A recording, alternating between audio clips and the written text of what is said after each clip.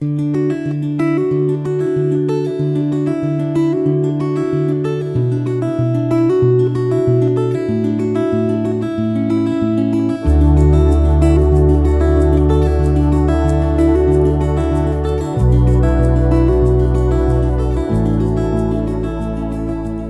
reading begins in 1 Kings, chapter 7, starting in verse 1. Solomon was building his own house 13 years, and he finished all his house. For he built the house of the forest of Lebanon. Its length was 100 cubits, its width 50 cubits, and its height 30 cubits, on 4 rows of cedar pillars, with cedar beams on the pillars. It was covered with cedar above over the 45 beams that were on the pillars, 15 in a row. There were beams in 3 rows, and window was facing window in 3 ranks. All the doors and posts were made square with beams, and window was facing window in 3 ranks. He made the hall of pillars. Its length was 50 cubits, and its width 30 cubits, with a porch before them, and pillars and a threshold before them. He made the porch of the throne where he was to judge, even the porch of judgment, and it was covered with cedar from floor to floor. His house where he was to dwell, the other court within the porch, was of the same construction. He also made a house for Pharaoh's daughter, whom Solomon had taken as wife, like this porch.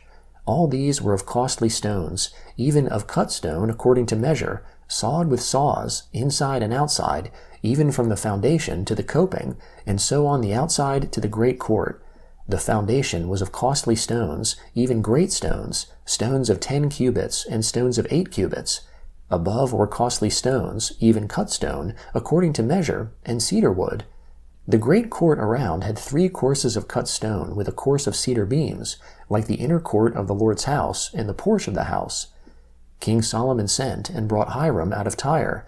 He was the son of a widow of the tribe of Naphtali, and his father was a man of Tyre, a worker in bronze, and he was filled with wisdom and understanding and skill to work all works in bronze.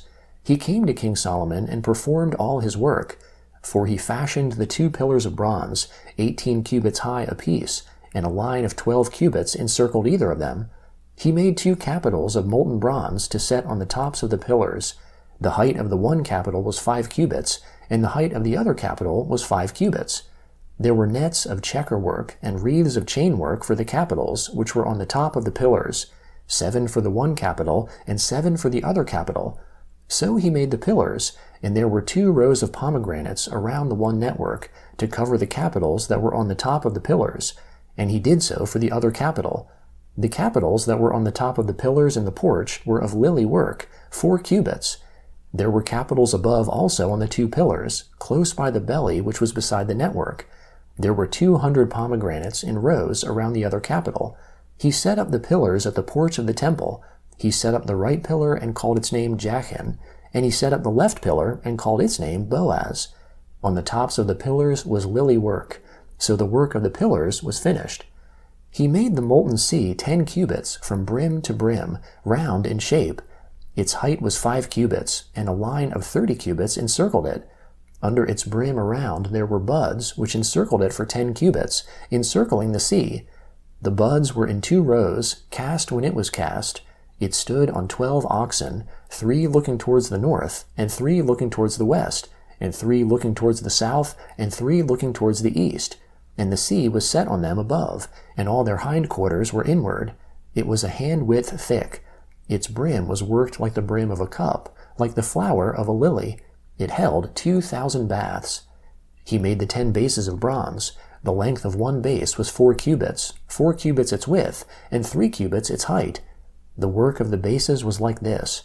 They had panels, and there were panels between the ledges, and on the panels that were between the ledges were lions, oxen, and cherubim, and on the ledges there was a pedestal above, and beneath the lions and oxen were wreaths of hanging work.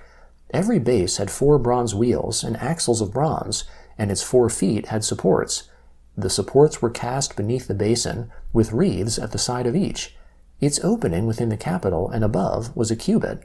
Its opening was round, like the work of a pedestal, a cubit and a half, and also on its opening were engravings, and their panels were square, not round. The 4 wheels were underneath the panels, and the axles of the wheels were in the base. The height of a wheel was a cubit and half a cubit. The work of the wheels was like the work of a chariot wheel. Their axles, their rims, their spokes, and their hubs were all of cast metal. There were 4 supports at the 4 corners of each base. Its supports were of the base itself. In the top of the base there was a round band, half a cubit high, and on the top of the base its supports and its panels were the same. On the plates of its supports and on its panels he engraved cherubim, lions, and palm trees, each in its space, with wreaths all around. He made the 10 bases in this way. All of them had 1 casting, 1 measure, and 1 form. He made 10 basins of bronze. 1 basin contained 40 baths. Every basin measured 4 cubits. 1 basin was on every one of the 10 bases. He set the bases, 5 on the right side of the house and 5 on the left side of the house. He set the sea on the right side of the house eastward and towards the south. Hiram made the pots, the shovels, and the basins. So Hiram finished doing all the work that he worked for King Solomon in the Lord's house.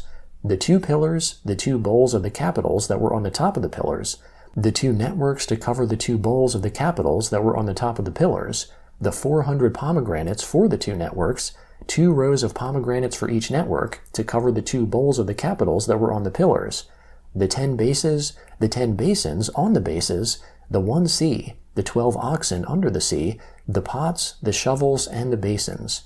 All of these vessels, which Hiram made for King Solomon in the Lord's house, were of burnished bronze. The king cast them in the plain of the Jordan, in the clay ground between Succoth and Zarethan. Solomon left all the vessels unweighed, because there were so many of them.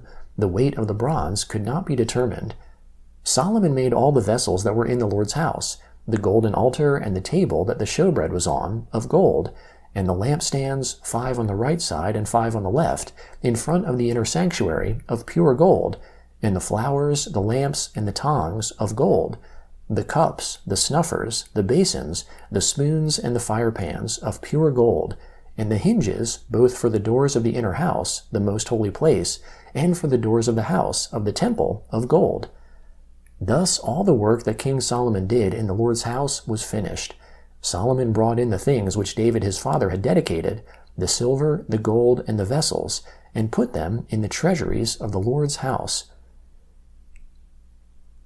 The Book of Acts, chapter 7, starting in verse 30. When 40 years were fulfilled, an angel of the Lord appeared to him, that is Moses, in the wilderness of Mount Sinai, in a flame of fire in a bush. When Moses saw it, he wondered at the sight. As he came close to see, the voice of the Lord came to him, I am the God of your fathers, the God of Abraham, the God of Isaac, and the God of Jacob. Moses trembled and dared not look. The Lord said to him, Take off your sandals, for the place where you stand is holy ground. I have surely seen the affliction of my people who are in Egypt, and have heard their groaning. I have come down to deliver them. Now come, I will send you into Egypt. This Moses whom they refused, saying, Who made you a ruler and a judge? God has sent him as both a ruler and a deliverer by the hand of the angel who appeared to him in the bush. This man led them out, having worked wonders and signs in Egypt, in the Red Sea, and in the wilderness for 40 years. This is that Moses who said to the children of Israel, The Lord our God will raise up a prophet for you from amongst your brothers, like me. This is he who was in the assembly in the wilderness, with the angel that spoke to him on Mount Sinai, and with our fathers, who received living revelations to give to us, to whom our fathers wouldn't be obedient, but rejected him and turned back in their hearts to Egypt, saying to Aaron, Make us gods that will go before us, for as for this Moses who led us out of the land of Egypt, we don't know what has become of him. They made a calf in those days, and brought a sacrifice to the idol, and rejoiced in the works of their hands. But God turned away, and gave them up to serve the army of the sky, as it is written in the book of the prophets, Did you offer to me slain animals and sacrifices 40 years in the wilderness, O house of Israel? You took up the tabernacle of Molech, the star of your god Rephan, the figures which you made to worship. So I will carry you away beyond Babylon. Our fathers had the tabernacle of the testimony in the wilderness, even as he who spoke to Moses commanded him to make it according to the pattern that he had seen, which also our fathers, in their turn, brought in with Joshua when they entered into the possession of the nations whom God drove out before the face of our fathers to the days of David, who found favor in the sight of God, and asked to find a habitation for the God of Jacob. So Solomon built him a house. However, the Most High doesn't dwell in temples made with hands. As the prophet says, "Heaven is my throne, and the earth a footstool for my feet. What kind of house will you build me, says the Lord? Or what is the place of my rest? Didn't my hand make all these things?" Psalm 128, starting in verse 1. Blessed is everyone who fears the Lord, who walks in his ways. For you will eat the labor of your hands. You will be happy, and it will be well with you. Your wife will be as a fruitful vine in the innermost parts of your house, your children like olive shoots around your table. Behold, this is how the man who fears the Lord is blessed. May the Lord bless you out of Zion, and may you see the good of Jerusalem all the days of your life. Yes, may you see your children's children. Peace be upon Israel. Proverbs chapter 16, starting in verse 31. Gray hair is a crown of glory. It is attained by a life of righteousness. One who is slow to anger is better than the mighty, one who rules his spirit than he who takes a city.